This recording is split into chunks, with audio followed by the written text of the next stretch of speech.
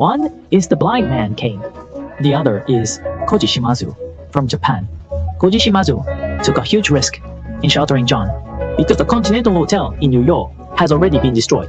Rumor has it, wherever John goes, destruction follows and warfare ensues. But Shimazu couldn't turn away John because they are friends.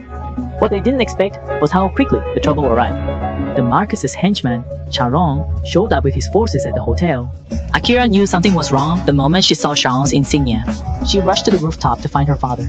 But to her surprise, she found John there too. Then she realized it was John who brought the trouble here. Shimazu told his daughter and John to stay on the rooftop while he and his men went to greet the incoming guests. Being a Japanese assassin hotel, they had unique weapons like katanas and crossbows. Even the hidden weapons were ninja stars. Shimazu met Charon in the hotel lobby.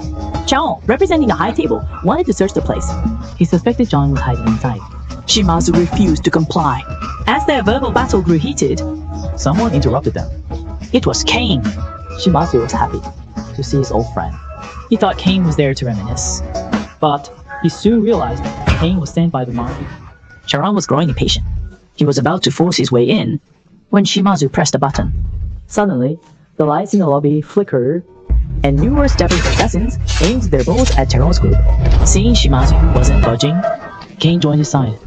With Shimazu's command, the archers shot arrows at Charon's men in the lobby. The battle began. Both sides clashed fiercely. Charon wore a bulletproof suit, just like John's, but Shimazu with his katana was equally skilled. Soon, both sides suffered heavy casualties. Kane tried to gather his men and expel Charon, but Charon laughed as a large number of soldiers with L-15 rifles appeared. Behind him, wearing armor and masks, it was the high table's forces. Knowing the enemy had superior firepower, Shimazu ordered a retreat. Hearing the gunfire on the rooftop, Akira and John quickly switched to battle mode. The enemy soon reached the rooftop. Despite her appearance, Akira was a skilled fighter, taking aim and killing foes at close range with her bow. John used his Glock 17 to take down enemies. From his experience in the third movie, he knew to target the weakest points in the enemy's masks. While everyone was fighting desperately, Kane was in the kitchen having a late-night snack, as if none of it was his concern. But Charon saw him slacking off. Reluctantly, Kane got up. Slowly and begrudgingly. Although blind, his hearing was incredibly sharp, allowing him to dodge incoming arrows. Since the enemies were Shimazu's men, he chose not to kill them outright. He simply knocked them out.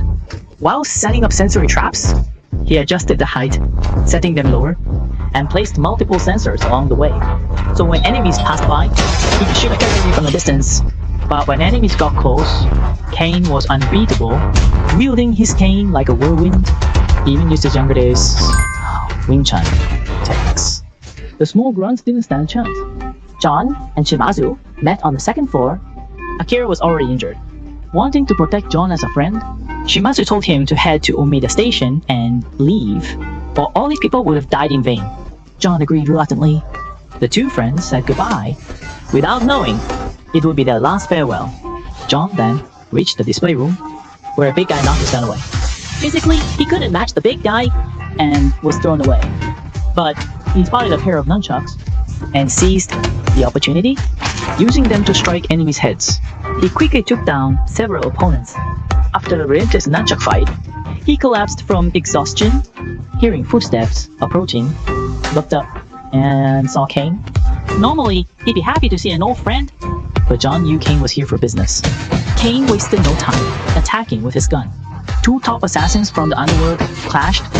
Though Kane was blind, he fought John without missing a beat. One could only imagine his prowess when he could see. Both wielding swords and guns, bullets and steel clashed. Kane pinned John down, his blade pressing against his throat. A bullet track with them. It was the unexpected assassin, Chi. Both of them quickly died.